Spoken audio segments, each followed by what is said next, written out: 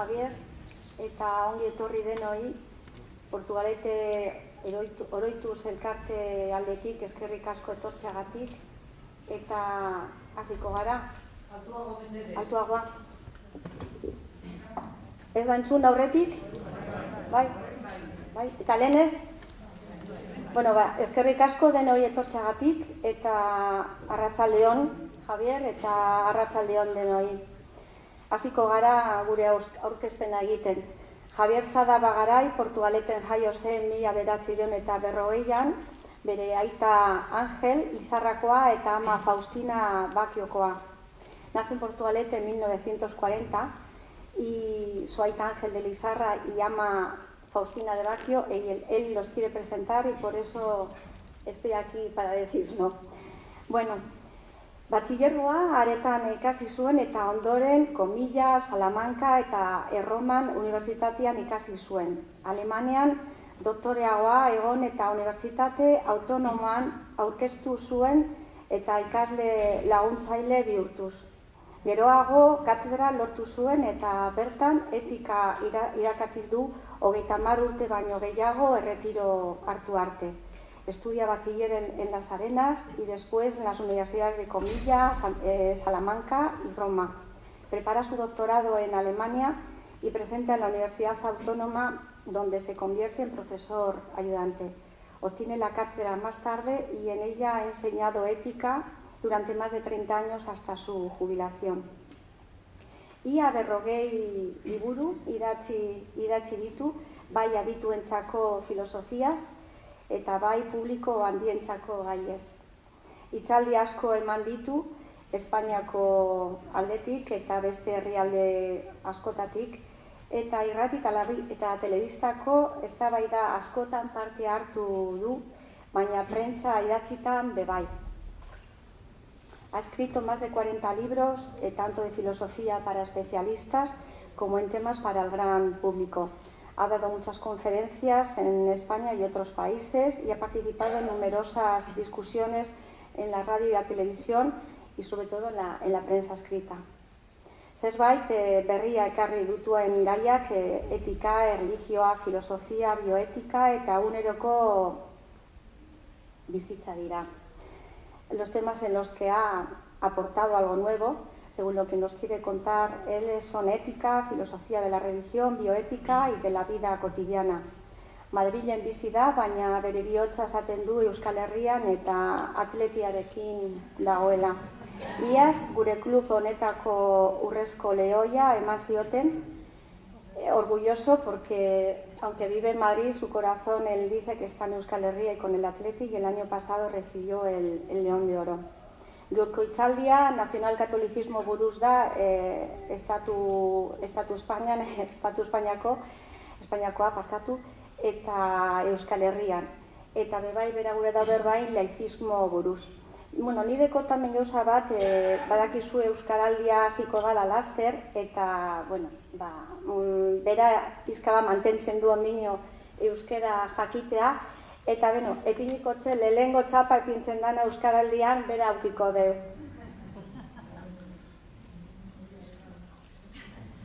Belarri pres. Bueno, Javier, aurrera eta eskerrik asko.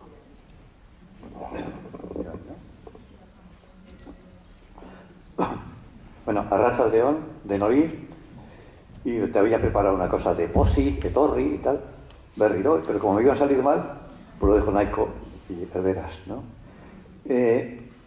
Yo la verdad es que, bueno, pues no quiero ser muy largo, pero voy a decir cosas que me parece que, con todo respeto, por supuesto, pero siempre arrancando de las raíces mías, de mis vivencias portugalujas, me siento profundamente jarrillero, profundamente.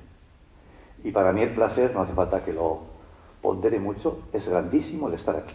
Lo digo con toda sinceridad, ¿no? Que es una de las cosas más importantes que me pueden pasar en mi vida. Hay alguna otra más, antes de pasar a lo que quiero yo decir, que son, bueno, pues son dos aspectos, dos veces en los cuales yo me siento muy a gusto en este mundo. Primero, fui campeón de catecismo a los 6 años. Yo no sé si ahí don Víctor fue el que... No, don Víctor no. Don Hilario, fue Don Hilario. Después contaré alguna cosa de Don Hilario Ugalde. Bueno, pues esa una. Y otra, que Euskal Etxea, en Madrid, madrileño, me dio el León de Oro el año pasado, del Atleti. Me siento muy, muy orgulloso de ello.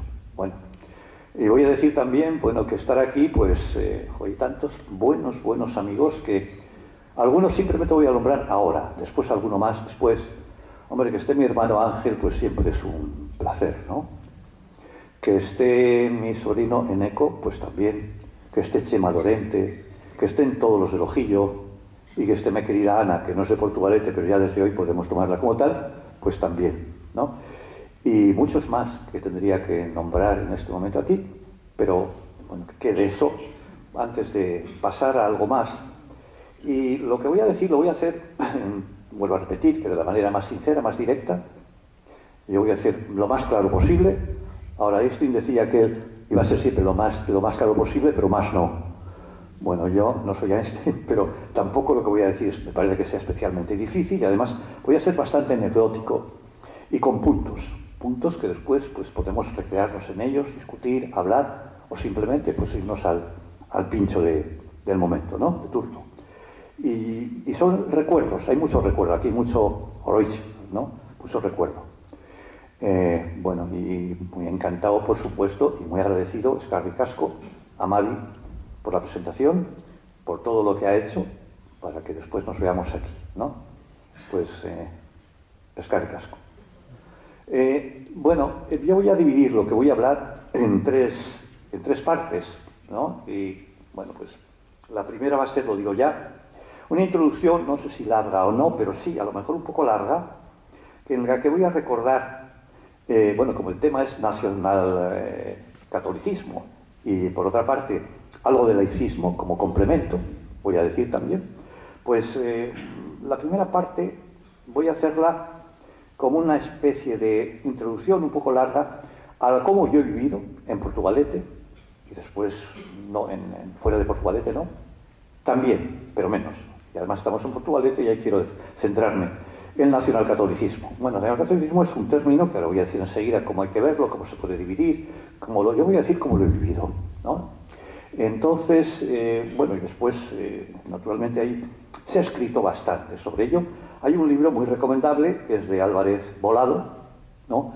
Que trata el tema es nacionalcatolicismo, que es esa unión entre una nación-estado, mejor dicho, estado más que nación, y una religión determinada que es culturalmente la nuestra, que es el catolicismo. Bueno, yo nazco justo en la posguerra.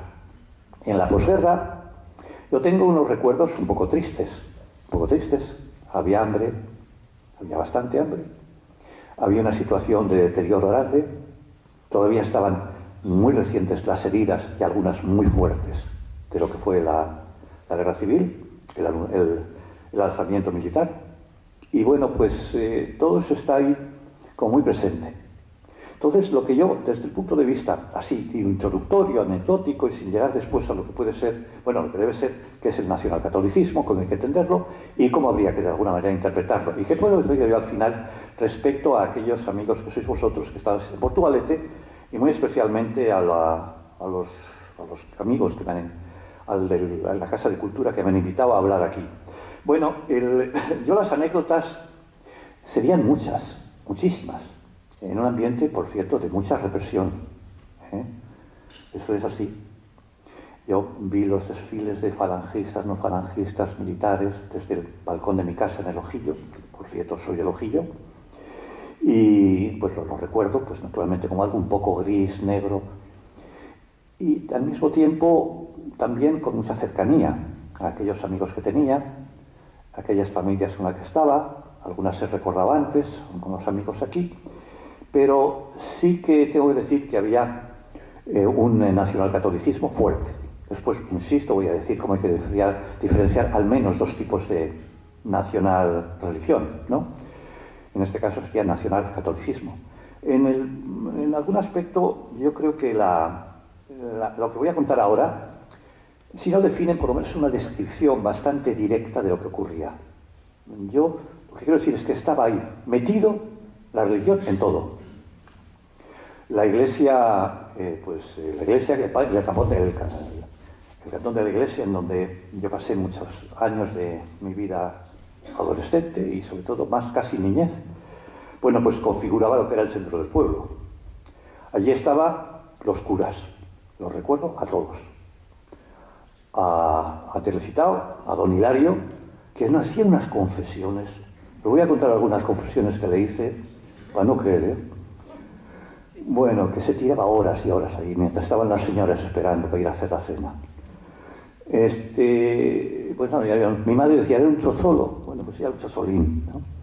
Luego estaba don Julio, que era la seriedad pura y dura, ¿no?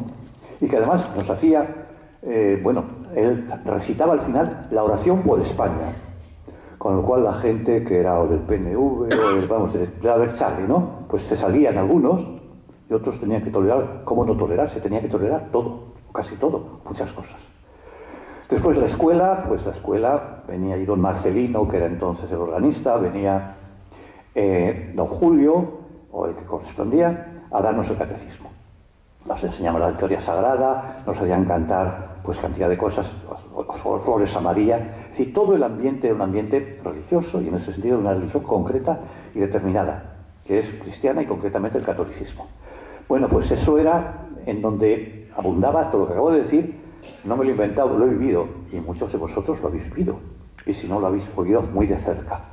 La escuela, por supuesto, bajaban a confesar los sábados, que había que confesar, ¿no?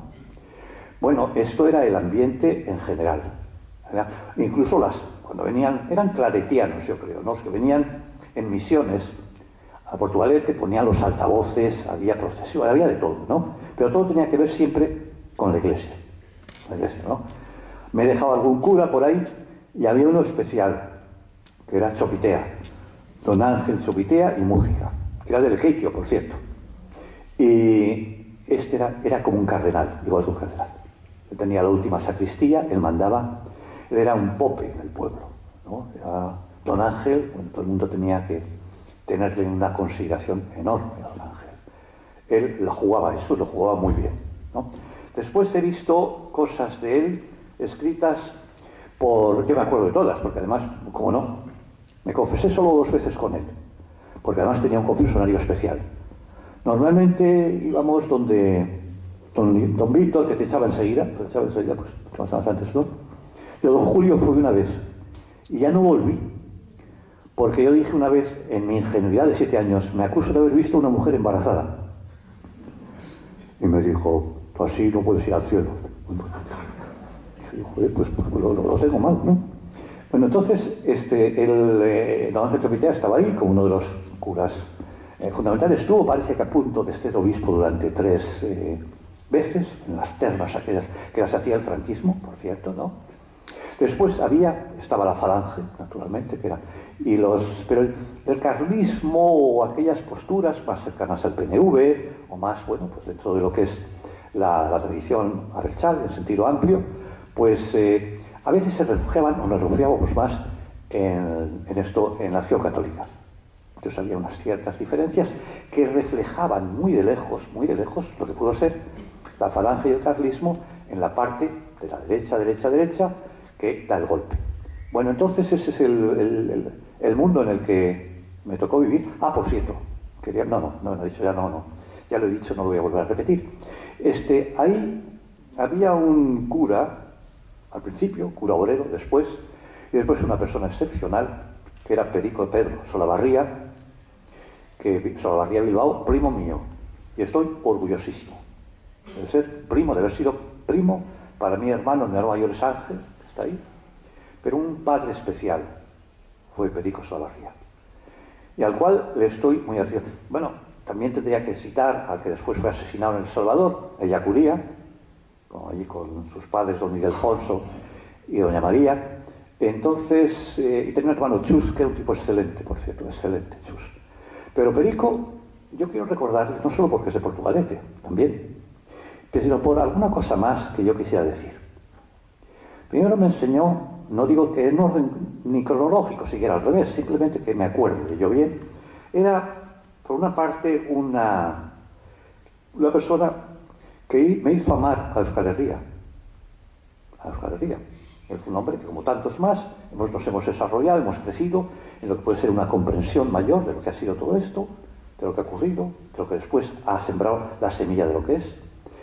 Y me enseñó. Me enseñó a amar al prójimo, a la gente, porque era un buen cristiano. Es que hay buenos cristianos. Y ese era uno de ellos. Tenía un sentido de la comunidad, un sentido del amor al prójimo inmenso. Inmenso. Después fue un hombre luchador, era un hombre borrocolán, siempre buscando la justicia, siempre estando con el más débil, desde cuando estuvo en las minas allí en Triano, después en Baracaldo, hasta que después estuvo en la cárcel. ¿No? Hasta después estuvo en la cárcel. Siempre luchando, siempre derecho, siempre directo, siempre sin aprovecharse. Tendría, como todos, obviamente, pues podría tener sus defectos y, por supuesto, uno puede tener la ideología de él o distinta. Pero estas cosas que digo son muy importantes. Y era importante, después de ir algo más, no solo porque él amaba a su pueblo, porque eso puede ser una palabra vacía. Si yo nazco en Murcia o nazco en Siberia, pues no tengo ningún mérito. Simplemente he nacido allí. A lo mejor mis padres o mis abuelos de haberme llevado, pero ciertamente ni pediría a nadie permiso ni cosas por el estilo. Me trajeron, yo no sé cómo se puede. Ahora bien, una vez que está uno en ese pueblo, puede amarlo y puede cuidarlo. Y sobre todo, Perico, transformarlo. Cuidar es puro trek. Transformarlo es cambiarlo a mejor. Y entonces uno sí es de Euskal Herria, de Portugalete, de donde sea, y el mérito no es haber nacido allá, exceptuando los de Bilbao, pero como no lo soy ahora, ¿no? Pero entonces, eso sí que es importante, y yo todo eso lo aprendí con Perico. Por eso, al hablar de Portugalete, al hablar de los curas, al hablar de la represión, al hablar de todas aquellas cuestiones que tienen que ver con la enseñanza, la presencia, en todo que estaba, pues naturalmente no puedo por menos, yo, que por cierto, todo lo que voy a decir, que quede claro, yo me interesan muchas cosas, pero por profesión, y ojalá sea también por vocación, me he dedicado a la ética, a la filosofía moral. Yo lo voy a enfocar todo desde ahí, ¿eh? Si después se sacan conclusiones o derivaciones políticas, que es normal, las que sean. Pero de entrada voy a enfocarlo desde ahí. De lo que yo considero la ética como precisamente el estar con nosotros, estar intentando de una u otra manera que esos y nosotros, que tengamos ese reflejo en el otro de tal manera que crezcamos, nos transformemos para bien, para lo que yo entiendo en bien, y que es el objetivo en último término de la ética. Estar bien y ser felices, lo más posible. Tener placeres y tener deberes, aquellos que nos tienen los deberes con nosotros, obviamente, y juntos crecer. Bueno, eso Perico me lo enseñó, por eso yo no puedo por menos que si hablo de la represión, del nacionalcatolicismo y la influencia enorme que tuvo ahí el catolicismo, yo pues te voy a decirlo, yo era muy piadoso, bueno, piadoso, nunca me creí mucho las cosas, del todo, ¿no? Pero sí, yo creía que me lo creía. Y ahí, pues, bueno, será mi dolor con acostarme, habré pecado, no voy al infierno, bueno, que yo era un poco duro, ¿no? Y bueno, pues eso ha sido lo que, vuelvo a repetir, que ha sido, podría alargarme muchísimo, contar todas las anécdotas que tengo, que son muchas, si después las alargo, las digo más. En realidad, una conferencia como esta podría dedicarse exclusivamente a recordar, a tener presente, a ver lo que se ha cambiado, a ver a que a este punto ha habido figuras de un a otro campo que nos han dado el bien o nos han dado no tan bien, a aquellos que nos han oprimido también, naturalmente, como no. No hay que olvidar ciertas cosas, no hay que olvidar. Somos recuerdo, nuestra identidad es el recuerdo, lo que somos, lo que hemos hecho. Y en lo posible luego lo diré. Es una frase que yo repito mucho, la comentaba con mi querida Ana, este Maquiavelo, que no es precisamente uno de mis santos, ¿no? Mejor que cometer errores, no arrepentirse de ellos.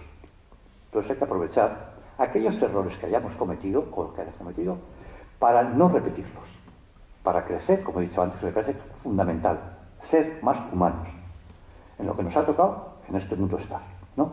Y en ese sentido yo creo que la idea está de que hay que recordar aquello sin ningún tipo de venganza, pero sí llamando a las cosas por su nombre, que eso es fundamental, sin miedos, con respeto, dentro de lo que es el respeto. Ya veré después qué tiene que ver el respeto con otras cosas que se dice, y yo creo que no lo son.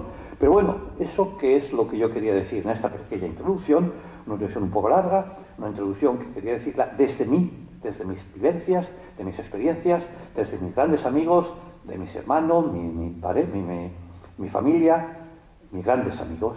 Y además yo siempre destaco a Chema Lorente, pero podría destacar a muchos más también. Pero Chema fue una persona especialmente importante en mi vida. Ojalá lo haya sido yo para él, seguro que no, pero ya es... Bueno, entonces, eso, una vez dicho, esa es la primera parte, he dicho que van a ser 3. La segunda es, vamos a ver, ¿qué es lo que entendemos por nacionalcatolicismo? ¿No? Porque la frase es un poco larga.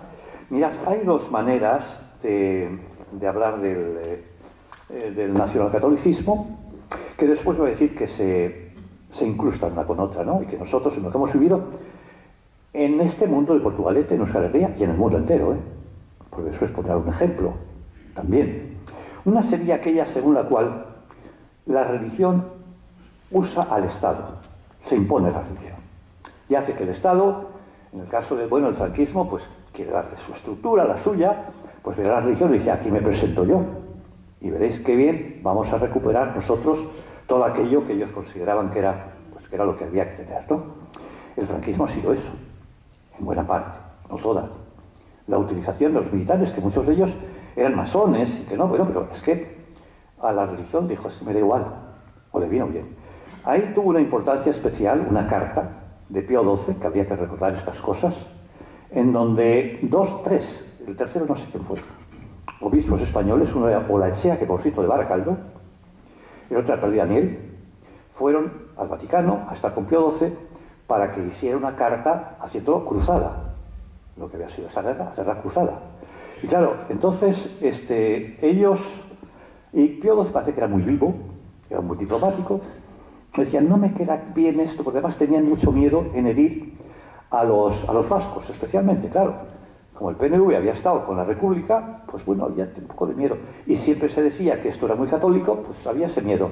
Ahí tuvo un papel especial una persona, un teólogo importante de apellido vasco, que no era vasco, Salaberry, que se pasó yendo y viniendo, hasta que al final salió la carta de Pío XII, ¿no? Ese para mí es un caso claro, aquí, de lo que es nacionalcatolicismo, en donde la religión utiliza a lo que es el Estado, y hacen esa fusión a la cual me voy a referir después, porque en el fondo es lo que acabo de decir, un poco ampliado. Bueno, eso en el mundo pasa mucho. Fijaos en Irán, por cierto, están ahí defendiéndose las mujeres de los ayatolás, ¿no? En donde es un Estado teocrático, y en donde, pues, claramente teocrático. Hay otros que son semiteocráticos, donde naturalmente ahí lo que manda es la integración que hacen los chiitas del islamismo, ¿no? Y todos los demás tienen que estar dentro de, ¿no? Incluso aquellas pequeñas libertades que puedan dar, que son muy pocas, están dentro de lo que es el caparazón, que es el islamismo. Bueno, entonces, eso sería podemos decir muchos más países árabes. Podemos decir en muchos asuntos en los que es más complicado, sería Irlanda del Norte, porque los protestantes quieren una cosa, para que los católicos otra, para que podía ser en otros sitios más, hacemos una lista, y bueno, hay ciertos en los que entonces es realmente, claro, plástico, ¿no? Por ejemplo, en Pakistán y en la India, unos son hindúes, que por cierto están rearmándose mucho en su hinduismo, y en lo otro, y por otro lado estaban los musulmanes de Pakistán, y eso es lo que les separa. De eso podríamos hablar en muchos sitios, en muchos, pero yo insisto que a mí lo de verlo desde aquí me parece importante, porque es lo nuestro, lo que hemos vivido, y podemos verlo en otros lugares del mundo y saber en ese sentido qué es el nacionalcatolicismo visto en la perspectiva de cuando la religión, y en concreto una religión determinada, utiliza al Estado. Bueno, la otra es al revés. Cuando el Estado no es muy creyente ni cristiano, pero le viene bien la religión. Hay un caso en ese sentido, pues muy importante, para históricamente hablar de este tema, es importante el de la acción francesa, donde un tal Charles Maurras eran muy ultraderechistas, pero mucho. Por cierto, tuvieron después seguidores que fueron una gente que no fue tan nazi, como fueran Maritain y como fue Bernanos, que algunos habréis hablado, no lo sé si habéis hablado, pero bueno. Y este, por ejemplo, era agnóstico, no creía, no. Pero les parecía que le venía bien la religión. Entonces es el uso que hace en ese caso ya el Estado de la religión. Esas son las dos grandes, por lo menos es la interpretación mía, grandes patas, por así decirlo, en las que se apoya el término conceptualmente más amplio de nacionalcatolicismo. Por eso quería decir eso, recordar lo que he recordado y al mismo tiempo pues ir naturalmente pues abriendo lo que es la reflexión a este tipo de cuestiones, porque no han pasado, en muchos aspectos siguen igual, ha cambiado mucho todo. Y yo que tengo ya una vida larga, veo cosas muy distintas, natural, pero hay unas cosas que dan la impresión que no envejecen. Y bueno, pues eso sigue siendo, en un terreno o en otro, pues sigue siendo algo que está presente, respecto al cual hay que posicionarse. Y hay que tener memoria de ello. Que aquí estoy además en un lugar, en un círculo, en el que lo que se trata es de recordar, en el sentido antes dicho y al cual volveré después. Bueno, esa es la primera parte, la segunda más bien, que iba a decir, y solo un pequeño apunte sobre el nacionalismo. Bueno, el nacionalismo, al menos en Madrid, yo no digo que, no voy a entrar en nacionalismo, hay de mil tipos, hay romántico, no romántico, benigno, no benigno, lo que queráis, porque hay muchos. Y además, ismo es una palabra que viene del, yo lo repito mucho eso, del indoeuropeo. El indoeuropeo es el idioma que habla toda Europa, viene del sánscrito, del hindú y del Orient, del Irán. Y hay todos los, del latín, simpolio, todos los que hablamos indoeuropeo. Menos el euskera, que quede claro, menos el euskera, que no tiene nada que ver. Ni se sabe ni se sabrá de dónde viene. Como dijo una vez a un amuno, le preguntaron, oye, ¿usted de dónde viene? Y dice, nosotros ni datamos. Bueno, pues un poco eso. Bueno, y en ese ismo quiere decir calidad, cualidad de nación. Entonces, ¿qué es una nación? Pues otra gran pregunta, y donde los sociólogos por lo menos tienen bastantes dificultades en decir, siempre es un tema oscuro el de nación. Sí, yo distingo una cosa que me parece importante, especialmente si estoy en Euskal Herria, y es que hay un nacionalismo que a mí me parece que no es el mejor, que es un nacionalismo naturalista. Como hay árboles, pues también hay gente que ha nacido en un sitio determinado y por lo tanto es superior. No, usted ha nacido ahí, podría haber nacido en otro sitio. Y entonces el nacionalismo es ese recogimiento sobre algo que es de uno, es muy distinto, que sea un recogimiento culto en cuanto yo quiero defender aquellos valores que yo considero importantes, estéticos, morales, políticos, de ese pueblo que me ha tocado en cuenta. Y otra cosa es que yo tenga una naturaleza como puedo tenerlo, pues no sé, pues cualquier otra cosa que esté dentro de la naturaleza, y no es así. Ahí se pueden cometer muchos errores. Pero hay otro nacionalismo, si es que hablar así, yo no suelo llamarlo así, pero bueno, que es en que yo estoy en una determinada cultura, en unas determinadas costumbres, y a mí me apetece estar con estos. Y entonces me determino libremente. Eso es la libre determinación. Donde yo, sin olvidar aquellos aspectos que dan brillo, que dan luz o no luz a la historia que uno tenga, a aquello que le ha tocado de suerte, después elige su forma política, quiénes son aquellos con los que quieres estar y con quién quiere estar como vecinos o no vecinos. Ese es fundamental, es distinto del anterior. Bueno, a mí me importa, creo que es más interesante con todas las preguntas, problemas que pueda tener. El otro me parece que menos interesante. Por eso quería hacer esa breve nota, que en sí mismo podría ser una charla, pero bueno, no es el caso, simplemente decirlo, y paso a la tercera parte.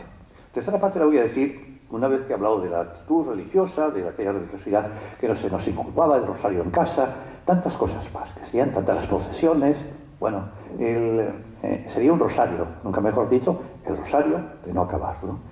El hecho es que, hay también otra parte, que es cuando uno, es mi caso, crece, como he dicho antes, palabra que utilizo mucho, por cierto, y bueno, pues yo con aquellas cosas buenas que me han dado las recibo a gusto, pero al mismo tiempo quiero decir que hay que tener una actitud laica.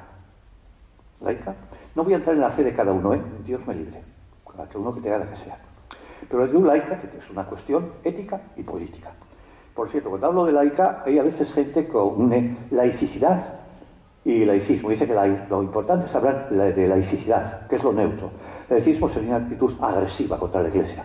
Bueno, yo no es verdad. Yo creo que es el laicismo una actitud que es respetuosa con lo que diré que tiene que ser, pero al mismo tiempo pues, no hay que buscarle cuatro pies al gato, o sea, simplemente el laicismo, que por cierto es una palabra que es del pueblo, laos en griego, y perdonar esta pedantería, quiere decir pueblo, pero no demos. Cuando la gente democrático, del demos griego, no es el pueblo, es una parte del pueblo, la que equivaldría más o menos a la burguesía actual. Entonces el laicismo era el pueblo, bueno, la cosa era el pueblo. De ahí viene, y tiene una historia, el primero que habla de laicismo, pues es un papa, porque habla de los legos, que es la misma palabra. Los legos eran aquellos que no eran, en la iglesia tenían que separarse fuera, lo que son las órdenes religiosas, pues no están ordenados, no tienen sacramento, y por lo tanto coadyuvan, ¿no? Y ahí, por ejemplo, pues tenemos a los hermanos legos, en muchas de las... Aquí en los agustinos había uno que yo le conocía muy, bueno, le conocía, le veía, que era lego, que simplemente estaban al servicio de todo lo demás, ¿no?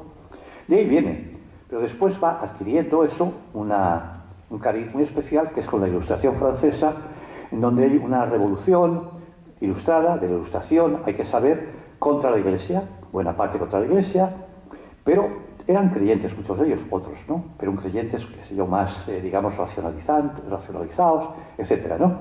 Y entonces, de ahí viene, hasta que eso acaba en 1904 aproximadamente, con lo que puede ser ya el laicismo, pues, como siempre, muchas veces, el primero da el toque es Francia.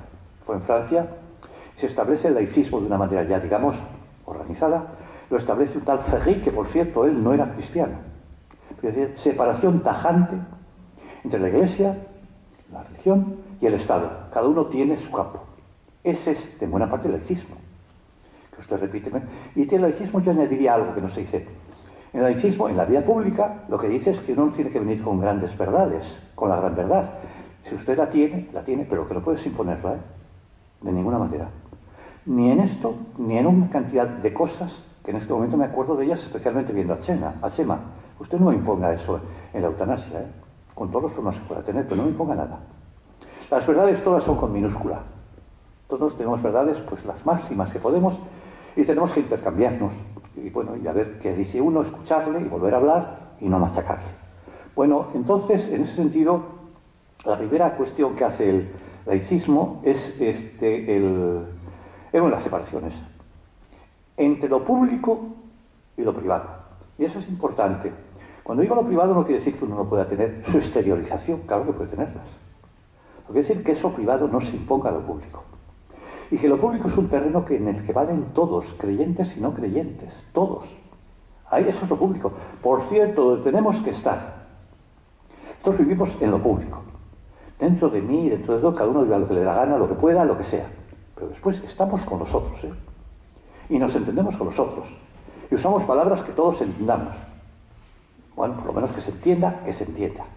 Entonces, eso es algo que me parece... Después, es verdad que eso es difícil de discernir, ¿eh? Como en todo, hay casos de que están en la franja de una cosa y otra. Yo a veces me preguntaba, como yo creo que en un sitio público, era la universidad, yo ya estaba allí mucho tiempo, dando clases hasta que me he jubilado, bueno, que si viene una con velo, ¿qué hago yo? Porque yo, si le digo lo que pienso, es que voy a decir que no venía con velo. Que ese es un estado público, que entonces puede venir un franciscano sin que se haya luchado con las alpargatas rotas. Y que no, ahí tiene que respetar un espacio. Lo digo en la escuela y en otros casos más, ¿no? El asunto es que además, si en un momento determinado me dijera, pues sí, yo voy a venir, te guste o te guste o no te guste, yo ahí me sale un poco de mala uva que trato de contenerme y no aplicarla. Te hubiera dicho, pues mira, le voy a decir a uno que aquí es muy ateo, que antes de empezar la clase ponga en la pizarra, Mahoma era un mentiroso. Verás cómo sales pitando. Ya sé que no es una manera, a lo mejor, muy pedagógica de hacer eso. Y hay que tener, yo voy a hablar después que hay que ser pedagógico en todo, didáctico en todo lo que uno pueda. Pero es que de vez en cuando dice, oye, mira, es que eso no se puede hacer. No se puede hacer. Bueno, y eso ahora es difícil, ¿eh? Hubo hace como 10 años o menos una polémica tremenda en Francia. ¿Qué se hacía si una venía en un sitio republicano, como era Francia? Pues ¿qué se hacía si realmente si venía con velo? Y fue una discusión, yo me acuerdo que hice una clase y la dediqué a esto, ¿no? En la que hubo una serie de posturas por una parte y por otra. No resolvieron nada, ¿eh? No resolvieron nada porque sí es una cuestión que es muy difícil y que habrá que empezar, pues, al final dijeron que cada colegio lo haga como quiera, etcétera, que tampoco creo que fuera una buena solución, pero bueno, lo que pudiera. Después, hay cuestiones en el laicismo en España, por ejemplo, que, bueno, pues parece que hay unos intentos de buscar algún arreglo. El tema de las inmatriculaciones. Se dice que la Iglesia tiene 35.000, bueno, 35.000 de patrimonio, lugares en los cuales no se sabe muy bien de quién es. ¿Y por qué van a ser de unos y no de otros? ¿No? Yo no sé, algunos casos que veo de cerca, digo, yo también pregunto, pero eso se discute, se está discutiendo. Se está discutiendo, ahí como es una de las más... Lo de la escuela, bueno, yo estoy en contra de que se dé una religión determinada en la escuela. Sí creo que hay que dar historia de las religiones, que es distinto, y hacerla de una manera que fuera amplia, universal, y que fuera de una manera razonada, ¿no? Como una historia que es propia de la humanidad y que además nos condiciona mucho. Bueno, ahí están temas después, en eso ya yo sería un poco más duro. Yo no veo por qué tiene que tener un... No, ya me he puesto yo, pero bueno, pues en algunos casos, bueno, en todos, al final uno es lo que es, ¿no? Pero, por ejemplo, bueno, ¿por qué va a ser el capellán militar un coronel? Es decir, que tiene un traje de coronel, pues no. ¿Y quién va a pagar a esto? ¿Quién va a pagar a otro? Sí que estoy en desacuerdo con que se entre en un tipo de, al final, fusión, de lo que he dicho antes, que realmente que es lo que se daba entre el Estado y la religión. Yo, en realidad, volviendo un poco a lo de antes, donde más he visto eso ha sido en el caso de... cuando he estado con los jesuitas, que he estado mucho tiempo. No era jesuita, iba para jesuita, pero hasta mi padre, mi Daucho, dio clase en los jesuitas y me han enseñado muchas cosas, por cierto. Entonces, bueno, pues, no sé, me había perdido un poco. En el caso de los jesuitas, bueno, ya iba a decir una cosa que no quiero decirla y por eso y es que me enseñaron a ordenar muy bien el tiempo, a levantarme pronto por la mañana. No sabéis dónde el cielo es eso, porque a las 6, 7 de la mañana hayas hecho un montón de cosas que otra gente se levanta a las 12 y no mira a nadie. Entonces, claro, y al mismo tiempo me enseñaron a no creer casi nada, y en eso les estoy sumamente agradecido, ¿no? Bueno, yendo a las matriculaciones, a la escuela, a esto, y a lo que he dicho antes, bueno, pues son cuestiones que están ahí, que son difíciles. En cualquier caso, yo creo que he dicho ya las objeciones se le puedan poner, y a esas objeciones también creo que mínimamente he respondido. Quiero ir ya más rápido porque yo quería ser muy breve, pero después al final, los que nos hemos dedicado mucho a la palabra, pues nos enrollamos mucho. Después habláis lo que queráis vosotros, ¿no? Y del Atleti me decís saber por qué hace lo que hace, ¿no? Bueno, quiero llevarle por lo menos ese mensaje. No sabéis lo duro que es vivir en Madrid y que pierda el Atleti. Pues, bueno, en el caso de las objeciones he dicho, bueno, hay que tener criterios para después discriminar cómo se tienen que arreglar estas cosas. Hay que dialogar mucho, hay que ser muy claros, hay que poner las cuentas en público, insisto. Las cosas no se esconden, no deben esconderse. Eso tiene una parte de inmoralidad grande, en este caso y en tantos más, ¿eh? Otra cosa es la intimidad mía y la de vosotros, y cada uno es la suya. Pero lo que nos hablamos, nosotros no somos Robinsones, vivimos unos con los otros. Bueno, pues eso es lo que creo que hay que hacer. Y por otra parte, no sé, me iba a decir algo... Sí, hay 3 escalas en las cuales yo suelo fijarme a la hora de hablar con amigos, con tener conocidos, que son creyentes en lo que sea. Normalmente suelen ser cristianos, católicos, ¿no? Y aquí tengo buenos recuerdos, por cierto, de algunos que no acaba de morir, ha muerto hace poco, David Zanguiano, Fernández Zanguiano, de la Casa y Coscojales, que era un amigo, y qué tipo de buena persona. Murió en Santander, porque ahí después se quedó allá. Bueno, yo creo que hay 3 cosas. Una es el que uno quiera íntimamente su fe o no fe. Ni entra ahí. De internis ne ecclesia, se decía. De lo interno no entra ni la iglesia. Yo decía la iglesia, o sea que no. Otra es si alguien habla y propone algo. Si propone algo inteligible y es algo que yo no estoy de acuerdo, pues puedo refutarlo. Si alguien me dice que el islamista y que un arcángel determinado le tomó notas a Dios para aplicarlas después a través de Mahoma a un pueblo, le digo que no estoy de acuerdo, que eso es un mito. Pero lo digo de aquello y de esto, de lo que sea. Si me da argumentos, bien, pero usted no puede decir esa cosa y no. Que alguien ha hablado de lo que le da la gana. Bueno, muy bien lo que le da la gana, pero si me dice una barbaridad, no. Barbaridad en términos, insisto, democráticos, racionales, que es como estoy en lo público. Bueno, y la otra es que no me imponga nada. Eso no. Imponer nunca. Ni unos ni otros. Lo de la imposición es un tema, si queréis lo hablamos después más, pero que es, para mí es tan vital en lo que es la vida de, bueno, pues, de nosotros, de todo el mundo, ¿no? Y una vez dicho eso, sí voy a sacar, y ya para acabar, quería decir más cosas, ya creo que me he ido demasiado, me ha dicho Mavi que no hablara tanto. Ah, sí.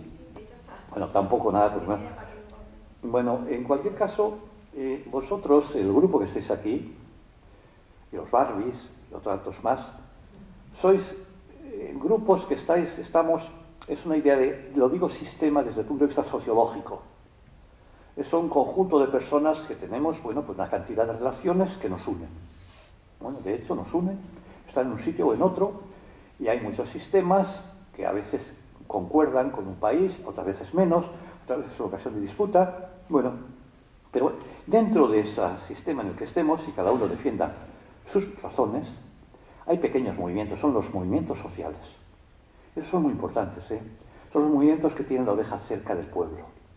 Los movimientos que no están afiliados a nada, pero sí que están afiliados a los problemas reales que tenga la gente, del tipo que sea, y especialmente con aquellos que estén más necesitados o más aplastados, ¿no? Esos movimientos sociales y son culturales. Y la cultura es un bien importantísimo. La cultura nos hace, me decía uno que, bueno, no voy a citar, nos hace que tengamos curiosidad por aprender, que tengamos cultura universal, empezando por la nuestra, empezando por la nuestra. Y bueno, pues esa cultura que en último término pues llegue a un compromiso con toda la sociedad. Pero eso hacerlo desde pequeños puntos del sistema es realmente digno de alabanza. Yo lo que puedo decir a eso es que una Gürtel, es decir, que un adelante, una horrera, porque creo que eso tenéis que hacerlo. Y por cierto, las cosas importantes se hacen todos los días, en la vida cotidiana. Raramente uno hace una gran cosa y puede tenerla para bien o para mal, pero donde nosotros somos lo que somos, somos en un espacio temporal, en un espacio con los demás. Y puede ser en la escuela, en la enseñanza, en la familia, en el trabajo, en donde sea. Ahí estamos, ¿no?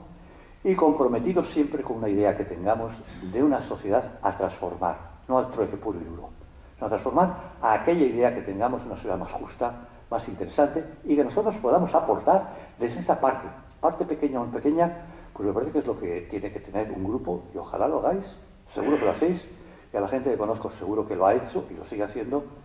Y bueno, pues ya me decía Chema hace un momento que los Barbies, por ejemplo, tienen 56 años, ¿qué les iba a decir? Pueden ser hijos míos. Claro, bueno, pues eso creo que, bueno, hay que recordarlo. Después, seguir el camino de ese día a día, recordando el pasado. El pasado de ser pensado, se decía y se dice. El pasado está muerto en muchos aspectos, pero el pasado tiene ecos. Y en ese sentido, uno no puede ser ajeno al pasado. Y uno no puede dejar de juzgar el pasado. Y uno no puede dejar de reivindicar la memoria del pasado, de aquellos que han sufrido, por supuesto. De no cometer errores. El pasado es eso, también un aviso para que no se cometan errores.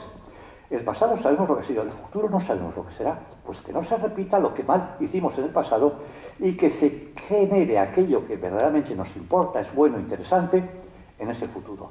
Y eso desde los movimientos sociales y desde lo que he dicho yo respecto a que no hay imposición y ahí tiene que haber un diálogo real, en todo ese tipo de cuestiones, ¿no? Después, voy a repetir, que sea respetuoso también el laicismo que pueda tener. Yo estoy en un grupo que es Europa Laica, y estuvimos, y Ana también, bueno, pues donde, Ana, por si no lo sabéis, es mi pareja, bueno, mi mujer. Entonces, el respeto se utiliza mucho y todavía, todos estos días atrás está hablando de ello un poco. No voy a meter ahora un rollo sobre el respeto, Pero sí que es importante, es que no me respetas, no respetas, pero se utiliza como un comodín, ¿no? Como un comodín, como cuando jugaba Osoro en el Sestao, a ver si se acuerda alguien. Y Fausti era el capitán del Portu. Algunos se acordarán de eso. Pero muy pocos ya, ¿eh? Y cotones. Y cotones, claro. Exacto. No hay tantos más. Bueno, pero bueno. Y lo que decía respetuoso es una palabra comodín, como decía antes, pero al mismo tiempo tiene que tener una profundidad mayor, lo de respeto.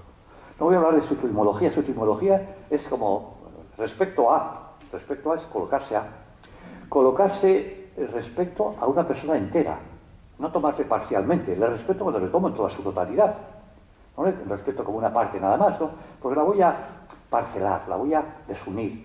Es el respeto. Y eso pasa después al terreno ético, al terreno político, en donde el respeto ya es, bueno, pues mucho más. Es ser un sujeto de derechos. Yo tengo los derechos igual que los tiene que tener el otro. Ese es el respeto. Tener derechos yo, tener los otros y ahí entendernos.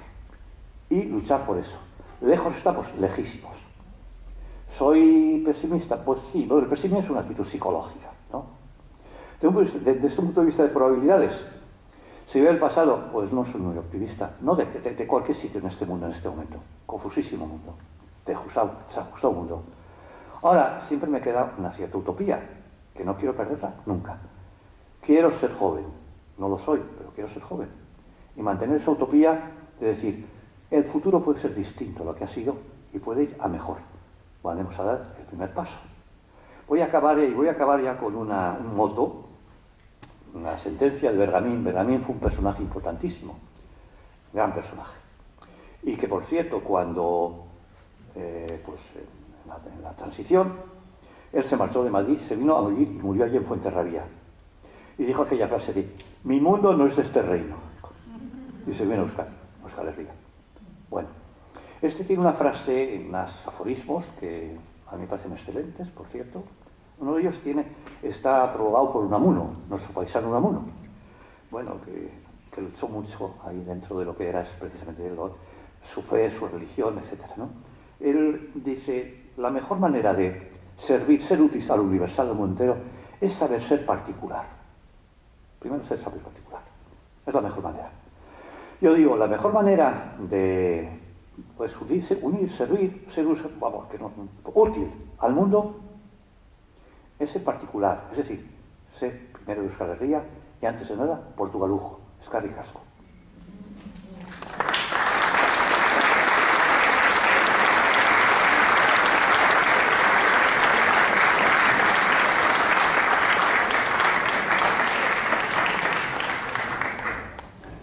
No quería pasar de una hora. No quería pasar de una hora. Pues puedes pasar. No, bueno, si quieres, no, si ya lo he hecho, no.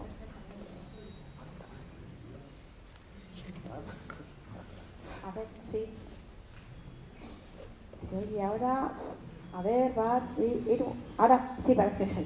Bueno, turno de preguntas, ¿vale? O sea, que me pedís, me acerco el micro y le tenemos aquí para poder responder.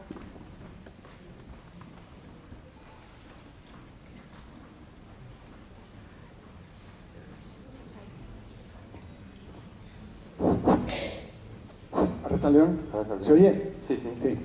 Le estaba escuchando y tengo interés en saber su opinión sobre dos cosas. Una, el concordato que todavía tiene firmado el Estado español con la Santa Sede, que se firmó en En el 79. No sé si tiene sentido o no en un Estado laico a confesional, no tengo muy clara la diferencia entre las palabras esas.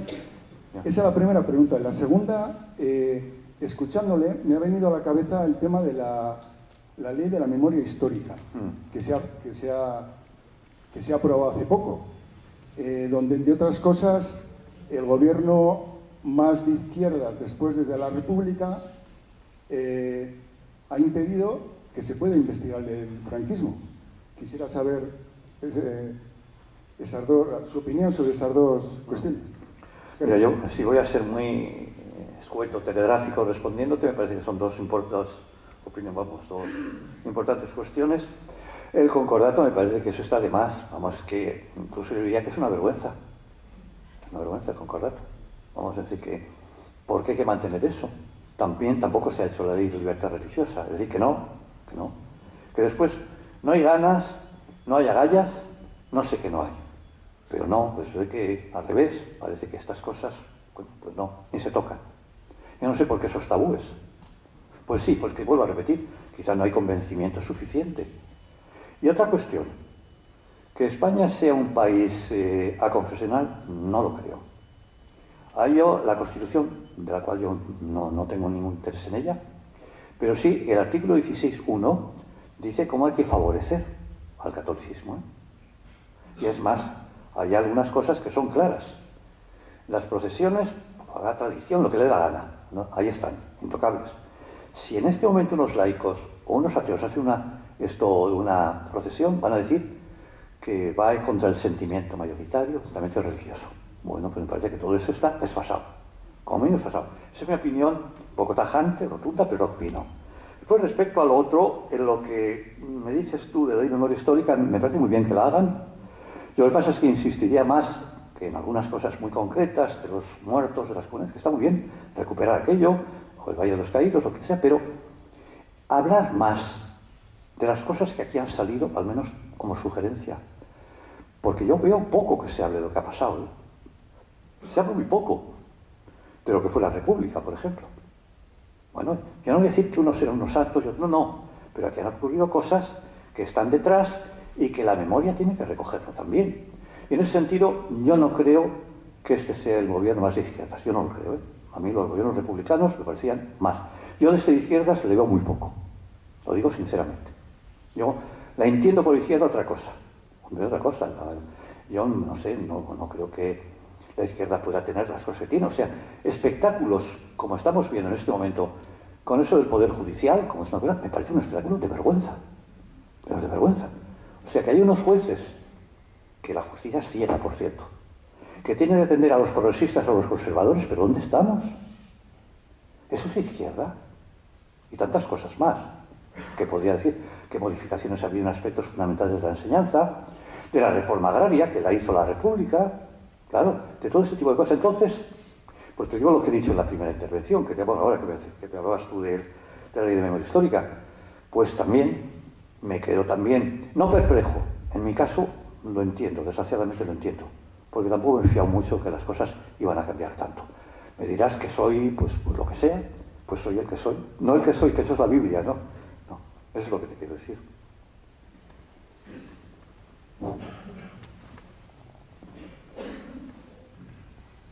Bueno, gracias por la charla, pero bueno, no quisiera dar un contrainforme, pero hay algunas cuestiones que es importante enmarcar en la actualidad. Por ejemplo, el Recuperando es un grupo, sobre todo, que funciona mucho en Navarra, que quieren recuperar 100.000 inmatriculaciones. Sí, lo conozco ese, sí, lo conozco. No, son católicos. Ellos se reconocen como católicos, sí, confesionalmente, ¿eh? Son los principales interesados en que los desmanes que ha hecho la Iglesia, tratar de la Iglesia con el Estado, porque hay leyes que decían que los obispos podían ser notarios y levantaban acta de un montón de terrenos que eran del pueblo claramente y se quedaban para la Iglesia. Entonces eso es una realidad. Por otra parte, en la Europa laica, yo creo que el laicismo nace de la Revolución Francesa, como la mayoría de las cosas que tiene un poquitín que merece la pena. Y bueno, pues seguiremos pues copiando de Europa lo mejor que tengamos. Por otra parte, que sepáis todos que hay unas leyes actualmente que quieren hacer que el 20% del suelo urbano de los ayuntamientos pase a ir al culto. a los cultos, a las religiones en general. Pero bueno, no hay que ser tonto en este país para ver quién se va a llevar la parte del león. Eso no hay que ser tonto.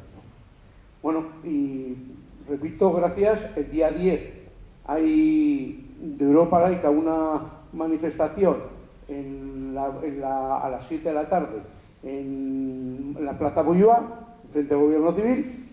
Lo hay todos los años y bueno, yo no pertenezco a esto, pero yo voy a ir y por eso creo que tengo derecho a invitaros también a ir allí el que quiera participar. Gracias. Bueno, pues eskerrik asko zuri, y yo, pues muy bien, o sea, está muy bien lo que has dicho y poco tengo que decir, pues estoy de acuerdo con lo que has dicho, no. Solo una pequeña, si quieres, cuando dices la Revolución Francesa es verdad, pero es que la Ilustración nace en buena parte junto a la Revolución Francesa. Es decir, que Diderot y compañía, y Voltaire, ¿no digamos? Pues están ahí, ¿no? Es más, yo diría más, la Revolución Francesa le hace buena parte el clero bajo. Y ahí tenemos a Meslier y a unos cuantos que lo que hacen es denunciar con panfletos. Claro que sí. Y que va a haber católicos, como no, pero ¿no?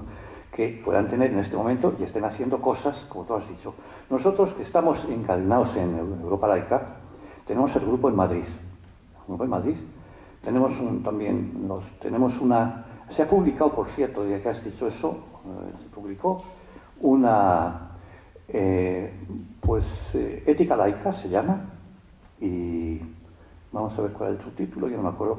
Almud se llama, Muda, la editorial, en la que salen 43 artículos de todos los que hemos escrito sobre laicismo este año. Hay dos, uno es de Ana y otro mío. Es decir, y hay gente ahí de todo tipo, ¿eh? O sea, que sí que normalmente es gente, pues, laica, por supuesto, ¿no? Así que muy bien, lo que has dicho, pues estupendo. Además, en Navarra conozco algo, pero, pues sí. Sí, a ver, ahora.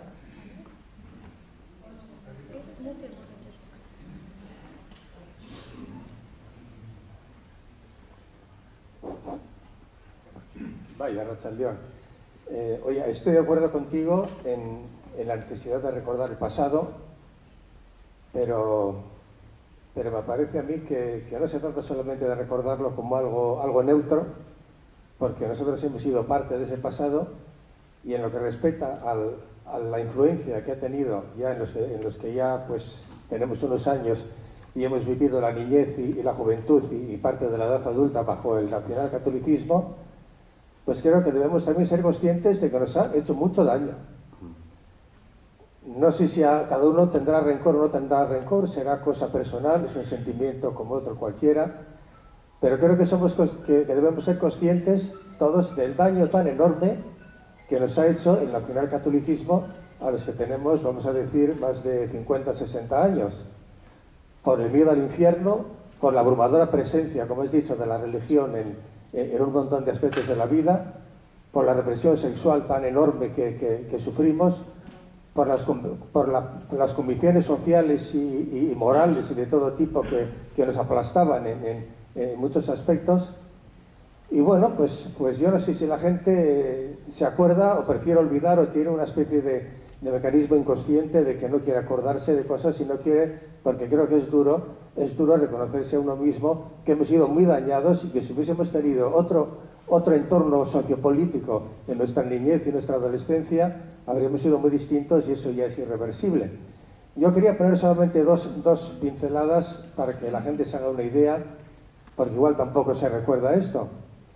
En el año 1977 se firmaron los pactos de la Moncloa, y no sé si la gente sabe lo que eran. Estaba Adolfo Suárez de presidente del gobierno y los firmó con los partidos, la mayoría de los partidos importantes que había en aquel momento en el Estado, con PSOE, PC, PNV, Convergencia, etcétera, ¿no?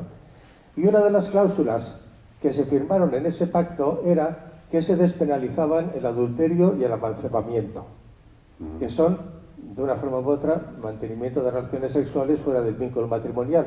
Esto estaba penalizado hasta el año 1977. Y otro detalle que quería poner también es que si vamos ahora a un funeral, ahora de quien sea, y y le escuchamos al cura en el sermón, entonces la sensación que te da es de que todo el mundo va al cielo. Porque lo único que habla el cura es de que va a estar ahí al lado del Padre, no sé qué, tal y tal. Pero resulta que en el nacionalcatolicismo había 5 estados posibles para después de la muerte. Y antes de que alguien piense algo raro, tengo que decir que yo ni he sido sacerdote, ni he sido seminarista, ni he estudiado en un colegio religioso, he estudiado en el instituto y en la escuela. Y lo que sé, lo sé porque lo he aprendido en el currículo obligatorio que existía con respecto a la religión en el nacionalcatolicismo. Existía el cielo, el infierno, el purgatorio, como supongo que te sabrás tú muy bien, el limbo de los niños para los que morían sin bautizarse y el limbo de los justos o seno de Abraham para los que antes de la venida de Jesucristo eran señores que habían merecido el cielo, pero hasta que Jesucristo no resucitó, pues no pasaron al cielo porque no tenían acceso de pleno derecho. Entonces, creo que eso también es una cosa de pedirle cuentas a la Iglesia de alguna forma, de decir, oiga, ustedes que van de inmutables, de institución que ha sido capaz de salir indemne de todos los embates, etcétera, etcétera, etcétera, oiga, ustedes cambian de chaqueta más que cualquier partido revisionista al uso de hoy en día, ¿no? Y esto también creo que es una cosa que da a entender que, bueno, pues que a la Iglesia yo creo que hay que exigirle cuentas, exigirle responsabilidades y que por lo menos reconozca el daño que hizo y el oportunismo que tiene por un montón de aspectos, aparte de las inmatriculaciones y otros más. Bueno, no sé yo. Bueno, pues lo primero que tengo que decirte es, lo digo bien, pues pídeselas, porque yo se las pido, claro, yo se las pido, pues pídeselas. No es cada vez. He dicho una cosa, es que en la vida cotidiana, neutro no soy nada, Dios me puede decir, Dios no, tot, ¿no? Si verdaderamente estoy más cerca de una justicia o de otra, pues puedo confundir, en mucho puedo confundir. Neutro, no. Y todo lo que he dicho no era neutro. Al buen entendedor, pocas palabras. Y si tú puedes decirme eso, te puedo decir más. Claro que he hecho mal, sin duda. Y yo todavía hoy en el autobús le decía a Ana, lo que he sufrido yo pensando que me iba a condenar. Y no solo eso, muchas cosas más. Por cierto, en este momento hay una religión que está, una creencia cristiana que está asolando el mundo, que son los evangelistas, y a ver si la gente se moviliza. No veo que se movilice. Yo subí un artículo, no hace mucho, diciendo que ese era el peligro, más que el yihadismo, si cabe. Eso iba a encontrar la aborta. Bueno, son absolutamente, reaccionarios. Yo creo que no lo leyó nadie. No, pues bueno, pues entérese.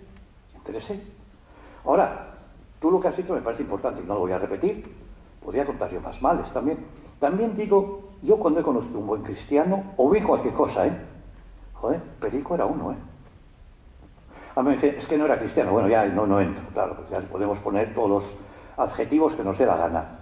Pero, en general, como institución, hombre, yo pienso que sería una cuestión teológica y larga. Primero, no sabemos muy bien quiénes son los evangelios, punto primero. No lo sabemos. Y las perícopas que pueden ser auténticas son 4 o 5. Pero así que hay, por ejemplo, hay una exposición amorosa en algunos momentos excelentes. ¿Quién se lo carga eso lo primero? Por la Iglesia, y eso viene de lejos, no es de ahora, viene muy lejos, es decir, y antes de que llegara el franquismo estaba la Inquisición, lo otro y lo otro. Bueno, por lo demás, poco más puedo decir, pero cada uno que lo mire y que actúe. Yo cuando digo respeto, en absoluto me callo ni tolero que alguien me meta mitos y que pueda enseñarlo a los críos, en absoluto. Lo que quiero decir es que puedo tener en cuenta que la gente puede tener bueno, pues ¿qué voy a hacer? Me parece excelente que uno piense que con el dolor va a ir al cielo. Excelente no, me parece mal, pero es él. Lo que me parece pésimo es que no me deja ni elegir mi muerte. Esa es la cuestión. La cuestión está ahí, el otro. Y en eso, bueno, está el tema, hay una cantidad de temas aquí que tampoco veo yo, bueno, sí hay gente que se mueve, sin duda alguna, y lo reivindican. Y hay chocas, contra muchos, ¿no? Pero hay cantidad de cosas. Y después, como yo me fío muy poco de los políticos en general, no me fío prácticamente nada, y de algunos menos nada, pues yo lo que creo es que la gente es la que tiene que hacer esas cosas, Recordar y recordar. Antes lo he dicho, insisto, pensar no solo es traspasar o dar que pensar. Pensar al mismo tiempo, por encima de todo, es esto, ver el pasado, recordar el pasado. ¿de verdad? Y lo que he dicho de memoria es excelente. Y aquí no todos, es decir, ganaron unos y perdieron otros.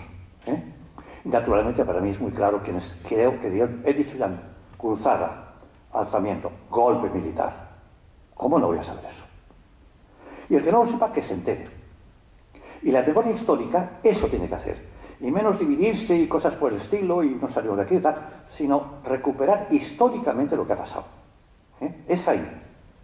Yo cuando tenía muy pocos años, pues yo fui a la escuela con 3 años, no me he cumplido 4, a Zubeldia. Era un ambiente, bueno, yo creo que hasta aprietas las filas teníamos que cantar, ¿no? Bueno, pues todavía había fusilamientos, ¿eh? Yo esas cosas no las recuerdo para, bueno, he dicho antes, ¿no? Si no, tú lo has dicho muy bien, venganza no es, bueno, no lo digo yo. Pero claro, que han hecho mal, mucho mal, mucho mal. A mí no han hecho ningún bien, ¿eh? A otras cosas sí, pero lo he dicho antes porque me gusta recordar todo lo bueno y lo malo. Y lo bueno lo he dicho antes, yo he tenido, con los jesuitas, yo estuve primero en Comillas, después estuve mitad en Salamanca, después estuve con ellos y en la Gregoriana, que era la meca, bueno, pues el centro de la teología cristiana, y la no teología cristiana, ¿no? Todo. Pero y allí aprendí muchas cosas. Es realmente no aprendí en algún sitio, por supuesto. Gente que normalmente después lo que hacían era, de alguna manera, estar fuera de aquello que estaría dentro de la obediencia ordenada, ¿no? Dentro de la Iglesia. Y en el caso, insisto, de los jesuitas, pues hay cosas que... Yo últimamente he hablado, tengo un libro que es Memorias comillenses, en que, según algunos, les pongo a caldo. Según otros, que les trato con excesivo cariño, no lo sé. Yo sé que había allí una cantidad de imbecilidades, más que otra cosa, imbecilidades tremendas, tremendas, que las he padecido. Si se empieza a contar algunas cosas que están en ese libro, no os digo que lo compréis, ni mucho menos, simplemente que están, pues claro, pero los he vivido, y las cuento, y las digo. Entonces, esto tiene que, bueno, hay poco más se puede decir, no. Precisamente las personas, un grupo de los que más ha sufrido el tema del nacionalcatolicismo han sido las mujeres, y eso ha traído muchísimas consecuencias todavía hoy en día, ¿no? Tenemos muchos grupos de mujeres en los que todavía estamos peleando por cosas que deberían ser normales hace muchísimos años ya. Entonces esa es otra de las rémoras que vamos arrastrando del nacionalcatolicismo, y que todavía están tan metidos dentro que parece que cuando las quieres dar la vuelta todavía hay alguien que te mira, pero esto, o sea, todavía en personas que no son tan mayores. Sí, yo ahí te diría que, la verdad, esto es muy breve, ¿no? Que las mujeres han sido reprimidas en todo, y por todos, por casi todos. Yo diría, ¿no? Es decir, que sí, que es verdad, y esa es una parte.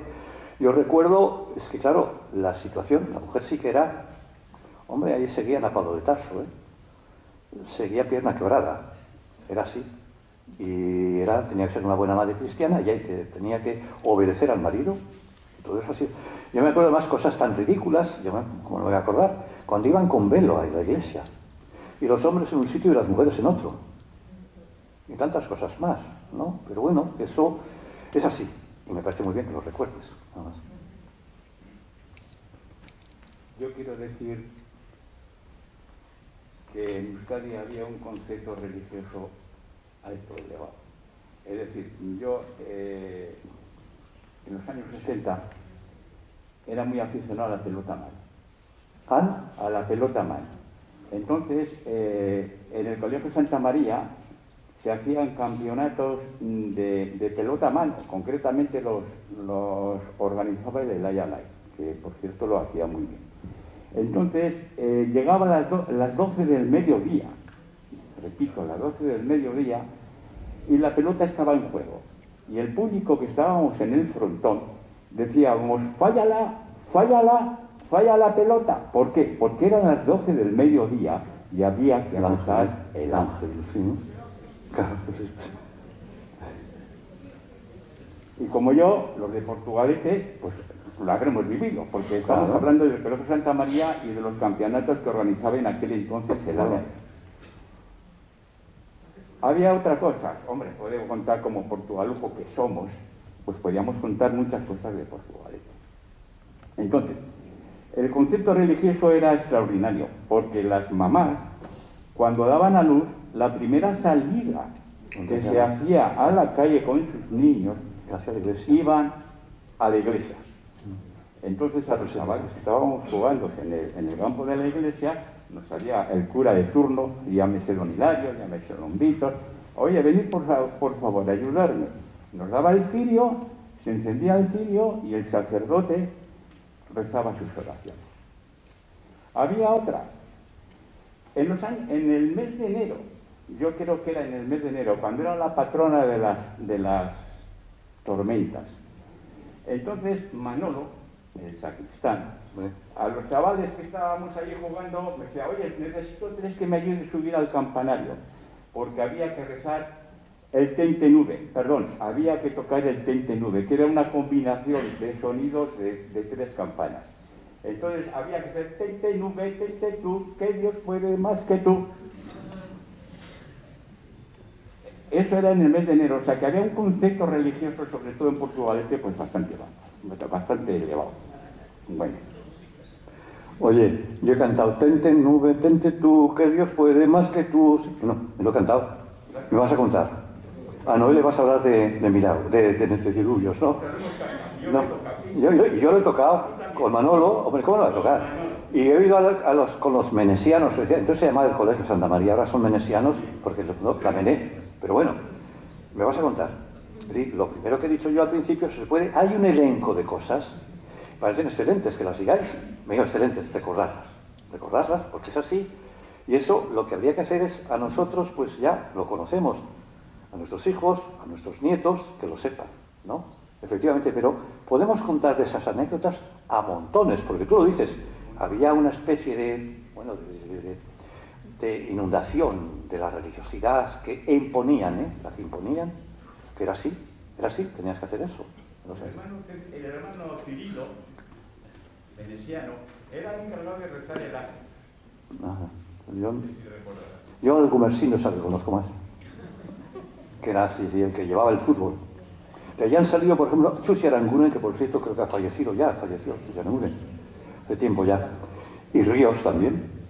Allí salieron, porque se jugaba muy bien al fútbol, entre las cosas, sí. Eso es parte buena, Bueno, buenas tardes. Me alegro mucho de vernos aquí casi todos portugalujos y cada uno hemos tenido nuestra propia historia, nuestras propias vivencias y es bueno recordarlas.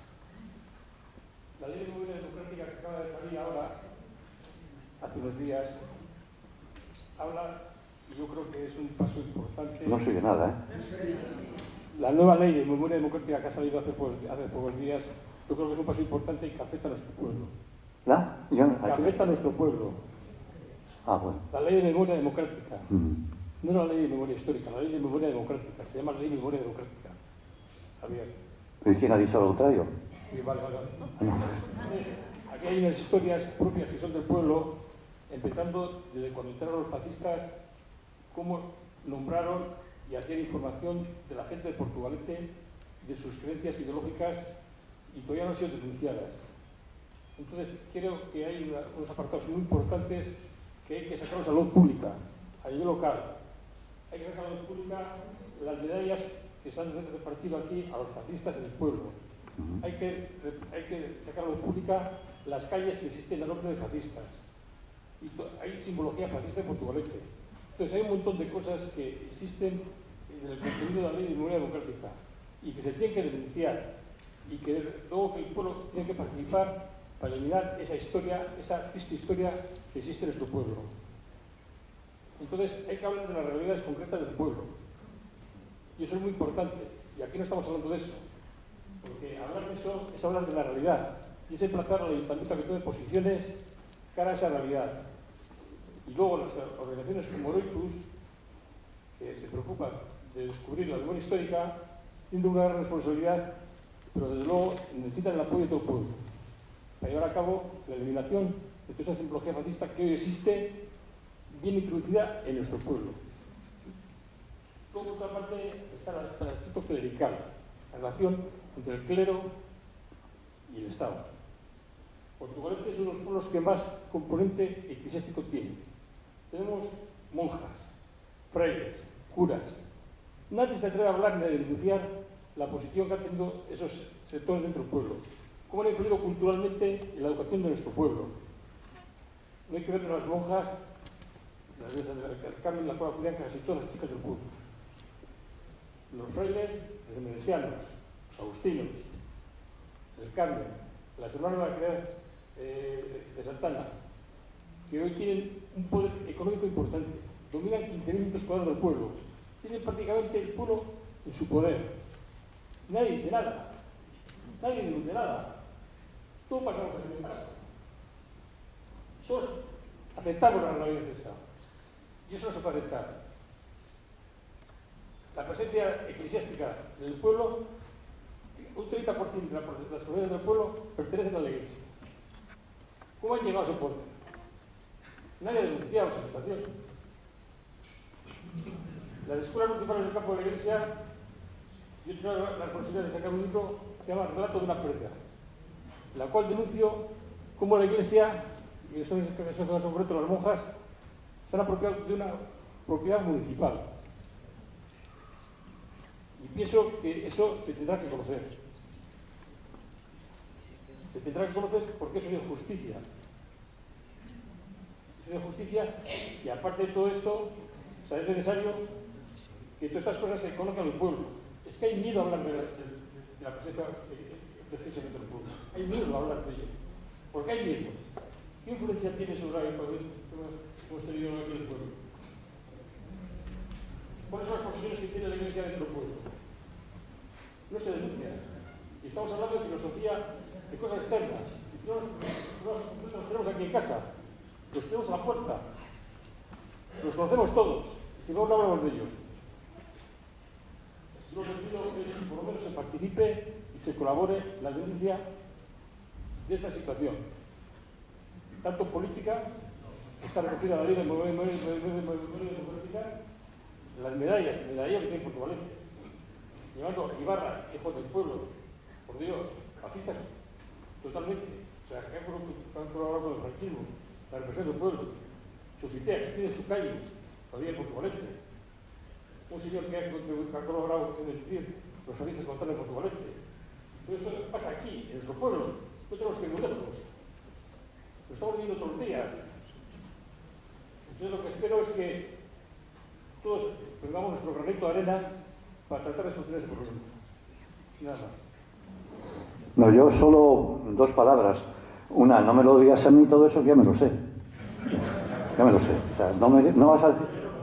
No, y segundo, sí, díselo a la gente. Y que se muevan. ¿Quién no se mueve? Díselo.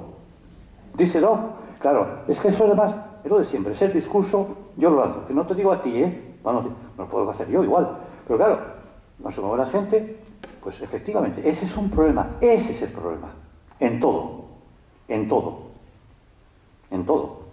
¿No? Que la gente reivindique lo suyo, sepa protestar, sepa estar en su sitio y que no tenga miedo. Eso lo has dicho.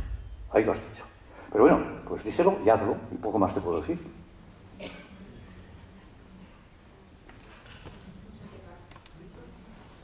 Sí.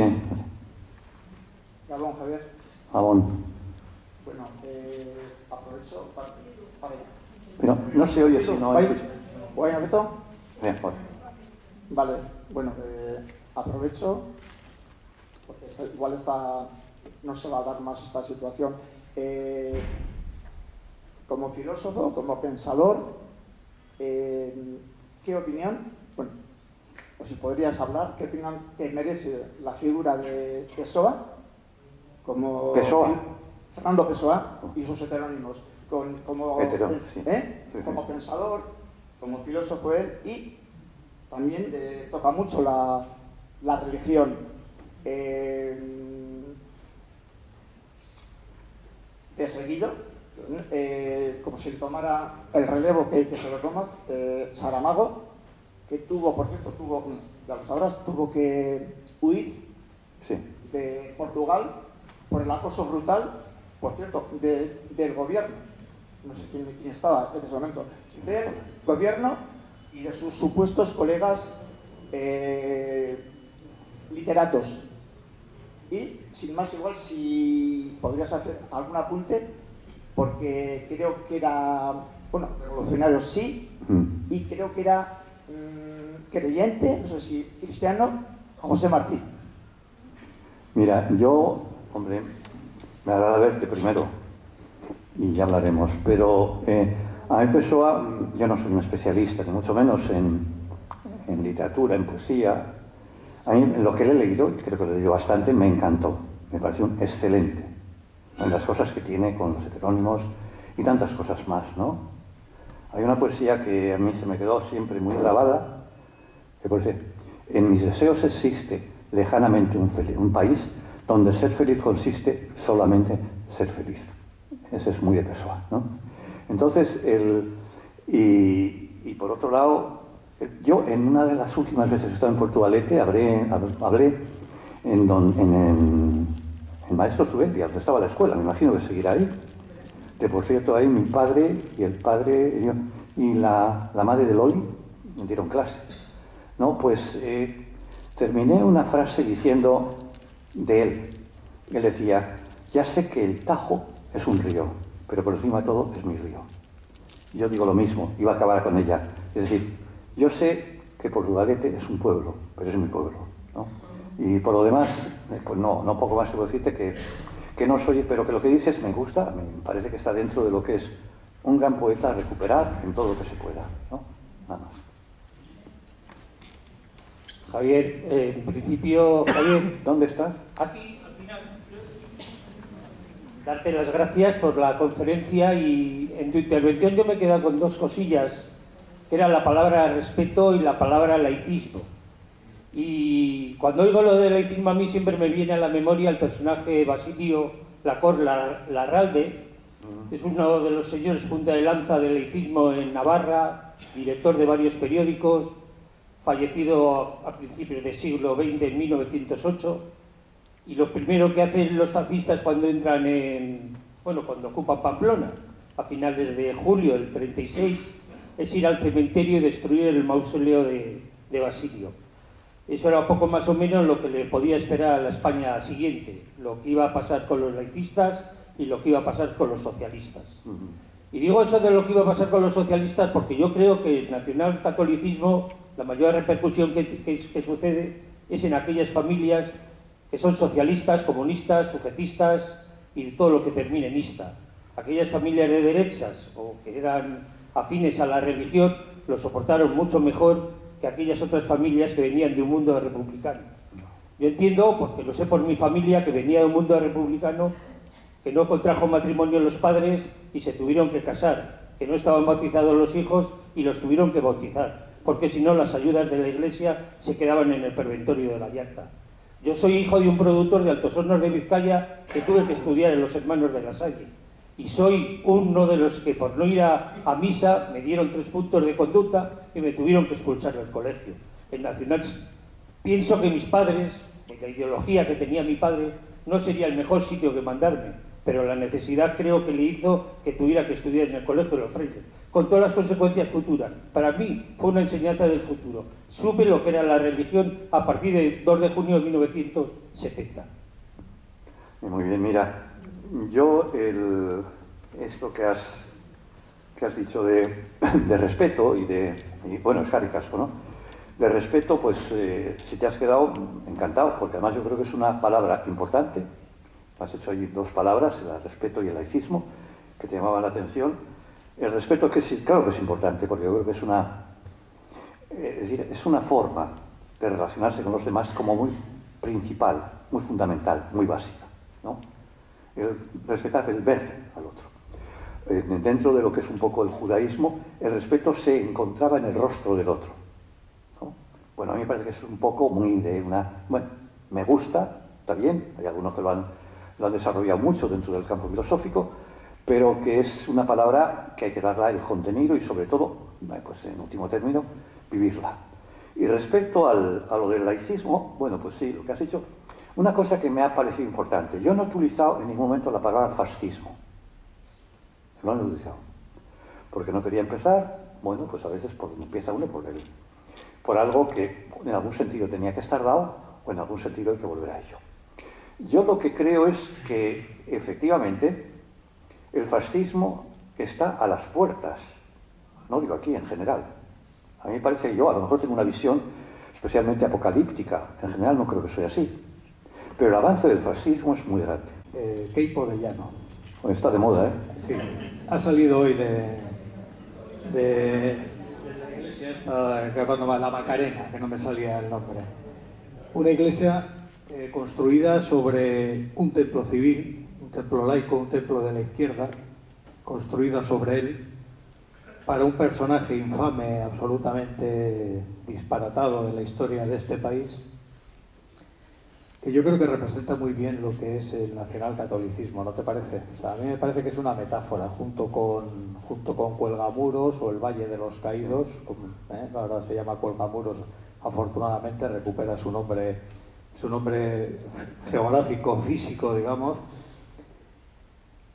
Es lo que yo quería decir, porque claro, he oído algún comentario, ¿no?, sobre la ley de memoria democrática, como que no es muy buena, como... yo creo que las puntas del iceberg de esa ley son precisamente estos dos casos, que son como dos metáforas para mi gusto, pero debajo hay mucho más que no se conoce y que va a ir permitiendo y va a permitir ir desmontando todo lo que ha pasado en este país, que no es nada sencillo, porque va hilado con lo que tú acabas de comentar del fascismo, cómo ese tipo de ideas penetran en la sociedad, no en la nuestra, sino en general. Brasil, ¿no? ¿Qué podemos decir de Brasil y de todo el debate político que ha habido en la segunda vuelta de las elecciones? Pero bueno, vuelvo al principio. Nacionalcatolicismo, Queipo de Llano, la Basílica, ¿qué te parece? ¿No te parece una metáfora y no te parece que representa de una manera magnífica, ¿no?, lo que significó esa época en la historia de España? Sí, bueno, yo antes de entrar en el tema de Queipo de Llano, que podría ser una conferencia entera, o de vuestro, si hay un personaje del cual se puede hablar mucho, se está hablando es Queipo de Llano. Y habría que conocer mucho más lo que ha sido Queipo de Llano. Es una metáfora y más que una metáfora. Fue muchas cosas, ¿no? Pero lo primero es que yo, no sé, quien me conozca un poco más, lo sabe, a mí me parece muy bien la ley de memoria histórica. He seguido un poco, está un poco siguiendo por amigos. Y la ley democrática, pero yo estoy muy fuera. Me interesa mucho la distinción que viene ya desde hace mucho tiempo entre la política y lo político. Yo la transición la juzgo mal. La transición ha sido una traición. Eso lo he escrito varias veces y lo repito. Con lo cual, las cosas que vienen después, pues yo estoy en desacuerdo. Y creo que hay que batallarlo en la sociedad. Ahora, hay otra gente que será dentro de lo político, yo no. Y si lo hacen, que lo hagan, lo harán bien. Pero yo no puedo estar de acuerdo con una Constitución, que hay que repetirlo muchas veces, que es inmoral porque los genes no pueden ser lo que fundamente la sucesión de un Estado.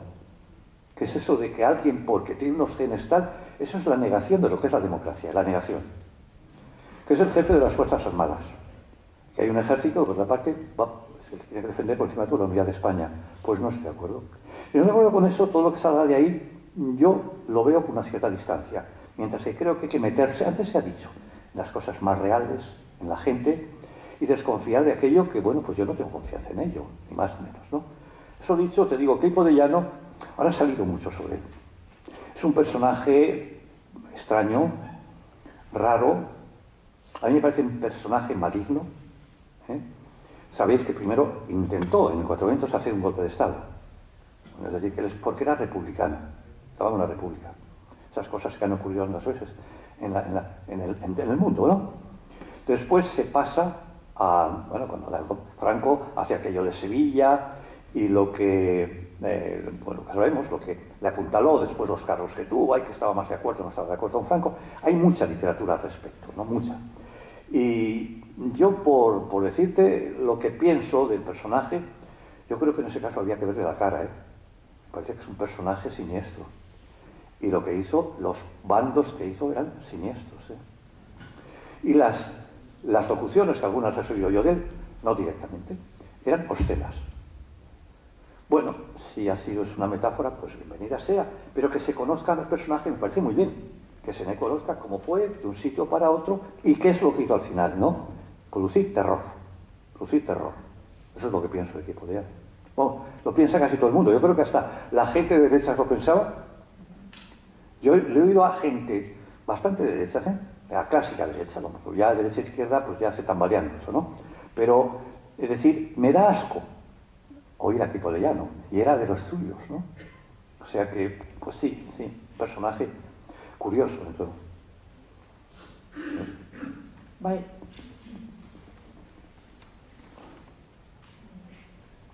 Gabón Xavier, eskerrik asko zure hausnarketa guztiengatik. Muchas gracias por tus reflexiones.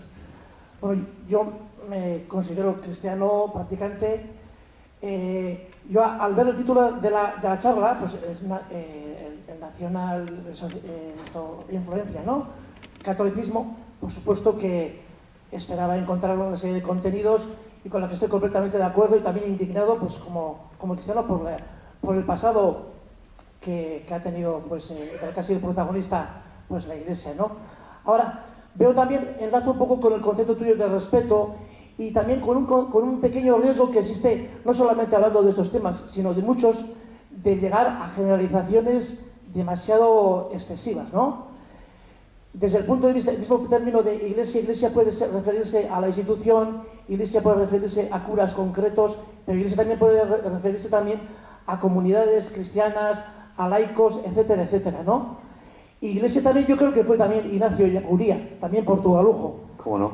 Entonces, bueno, yo lo único que decía era que una cosa es todo lo que ha sido protagonista, desgraciadamente, la Iglesia, institución, en el pasado, hasta un pasado incluso reciente, pero luego también, sin que con eso se eche un manto demasiado generalizado y globalizante, pues sobre todo lo que bajo el techo de Iglesia podemos llegar a entender, ¿no? No sé qué te parecerá esta reflexión, que quería ser reflexión, pero también pregunta hasta qué punto compartes lo que quiero de alguna manera decir. Yo sí, bueno, sí, puedo compartirlo, pero tampoco lo tengo muy claro, como tantas cosas, ¿no?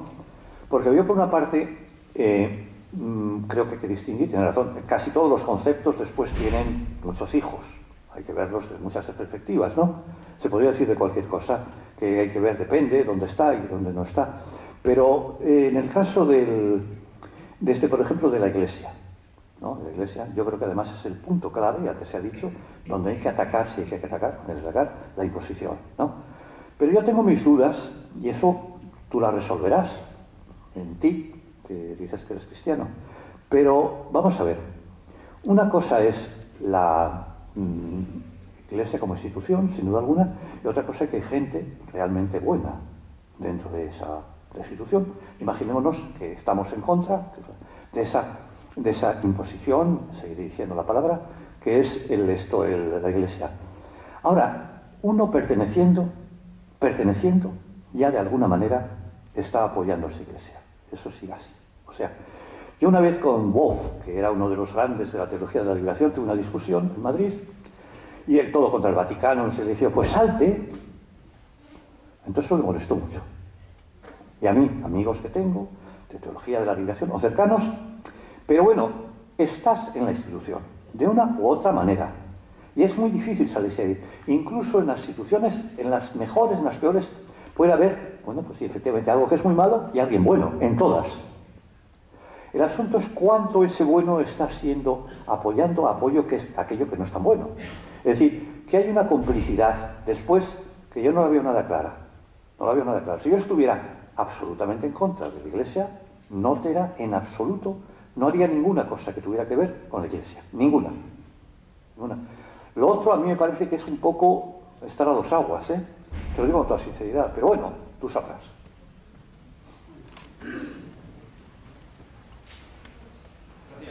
Oye, tenemos que ir a los pinchos ya, ¿eh? Oye, tenemos que ir a los pinchos ya. Un placer haberlo escuchado y mi pregunta es sobre el Atleti. Entiendo lo que supone ser un Atleti Sale en un entorno como Madrid, pero bueno, pienso que eso también engrandece al atleti, ¿no? Tener tanta gente en contra en ciertos entornos.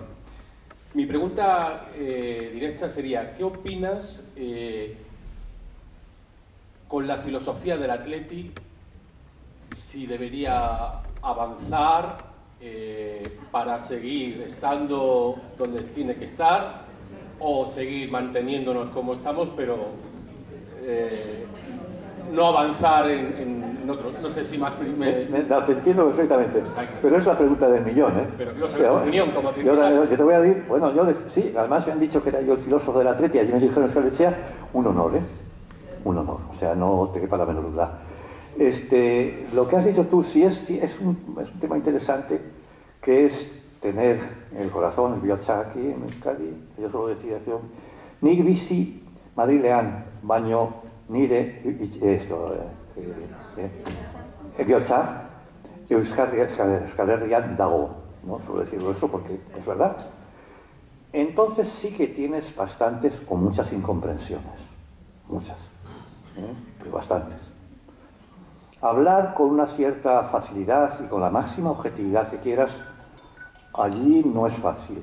A pesar de que Madrid tiene una cierta, una autonomía y se puede, hablar con mucha más tranquilidad que en otro sitio, ¿no? Pero ahí no es fácil. O lo silencian, es decir, un tema que se impone. Esto, de discutirlo, es impensable en donde sea una cosa pública. Hombre, después tengo muy buenos amigos y hay gente online, que siempre lo tendrán online, y hay gente bastante fuera, por decir fuera del sistema, con esos majísimos, excelentes. Majísimos no majos, sino que además entienden, colaboran, pero lo que es todo el tono general, evidentemente no es fácil de tenerlo, no es fácil de tenerlo allá. Y después, lo del atleti, ya al final me voy a mojar. Sigamos con que sean la gente de Euskal Herria. Javier, quería hacer un par de preguntas o consideraciones. ¿Tú a qué crees que es debido? Antes se ha pincelado un poquito el aumento del fascismo. Estamos viendo en Italia, hemos visto que hay en Brasil han estado muy ajustados, Ucrania realmente lleva una influencia nazi de atrás importante. Bueno, lo que está haciendo Putin a mí me parece muy parecido al fascismo, pero bueno, ¿por qué crees que está habiendo ese aumento? O sea, en vez de ir hacia adelante, parece que vamos otra vez hacia atrás. Esa es una pregunta. Y la otra, ¿por qué crees tú que se ha permitido tanto en el Estado español el que las calles no se hayan cambiado? Todavía estamos en este pueblo con algunas referencias. Tenemos allá a Santoña con un monumento importantísimo y más calles que te pierdes. Yo me he ido a varios sitios, todavía calle del Caudillo, alucino. Entonces, eso es lo que te quería preguntar. ¿Por qué crees el aumento del fascismo y por qué, a pesar de que hemos tenido gobiernos que se supone que era socialista, no han hecho hincapié en ello? Yo de los gobiernos no voy a hablar porque no he hecho nada, o sea que no quiero decir, no creo que sean precisamente los más adecuados para que puedan luchar contra el fascismo, pero bueno.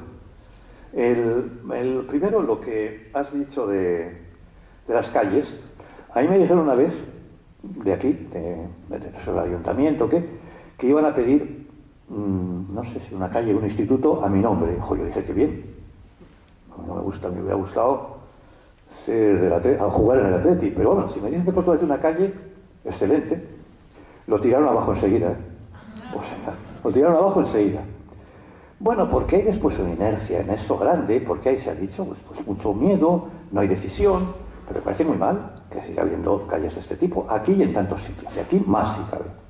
Y una reivindicación, por ejemplo, que hay que hacer, que se hace muy poco, incluida la memoria histórica, en aquellos curas que incluso fueron fusilados, vascos.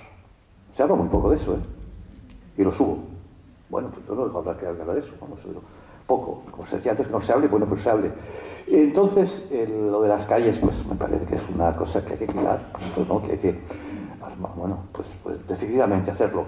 Y después, lo del fascismo viene de lejos. Europa tiene una parte, pues la hereda de Grecia, la democracia, las libertades, que es verdad. Pero Europa es un conjunto de tribus pegándose. Europa ha tenido dos guerras horrorosas, terribles. La Primera y la Segunda Guerra Mundial, horrorosas. En la antigua Yugoslavia se han matado, bueno, pero a lo fino, Es decir, que hay una cantidad de cosas que son Europa. El nazismo, por la parte, el Estado, que era el alemán, más culto, desde un punto de vista, fijaros, los músicos, los filósofos que he tenido, pues el tanto por ciento que estaba de acuerdo con Hitler era muy grande, muy grande, de todo cualquier estamento, además. Y la gente, y filósofos, algunos de ellos de renombre, bueno, como filósofos, no tan buenos, pues estaban afiliados al partido nazi, ¿no? Bueno, el nazismo no es igual que el fascismo, pero vamos a tomarlos como semejantes. Yo creo que eso es que hay una... Y en los momentos en los que se baja la guardia, eso aumenta. En los momentos en que se impone, ¿no?, de ver un ultracapitalismo enorme, con un dominio de cualquier elemento, como pueda ser la prensa, los medios, todo. Y los partidos políticos, que al final les pagan, bueno, pues eso es así. Pues entonces esta gente pues tiene su espacio y grande, ¿no? Y una cosa que suelo comentar, y lo comento mucho con Ana, en la transición, oye, todo el mundo era demócrata. Tiene gracia, ¿eh?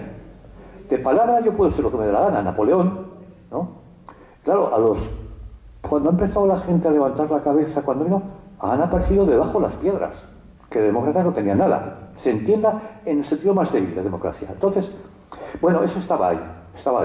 Y después, eso es una cosa, ¿no? Que difícilmente hay un historiador, los historiadores puedan decir, darle más detalles al asunto, pero yo creo que es una cuestión difícilmente negable.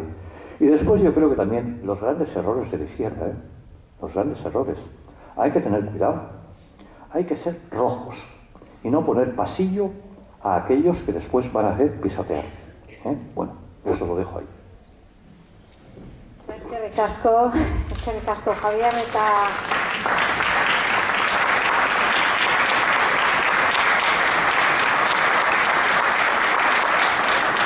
Mila esker, gure artean egotagatik, eskerrik asko Portugaletera etortzeagatik, eta oroitu zaldetik, oroimena bat, gure zubia, zubukiteko Madrilen.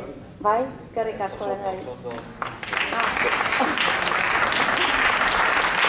Recordaros, ya sé que esto igual queda un poco menos así de marketing, pero ya sabéis que por 12 euros Oroitus Portugalete pues podemos traer conferencias como esta, que a veces hasta que el ayuntamiento nos da parte de subvención, nosotras y nosotros aportamos dinero para que podamos hacer actividades como esta. Si queréis dar los datos, siempre estamos abiertos, ya nos conocéis a gente en el pueblo para que si os queréis sumar, pues bien recibidos y recibidas seáis. Eskerrik asko.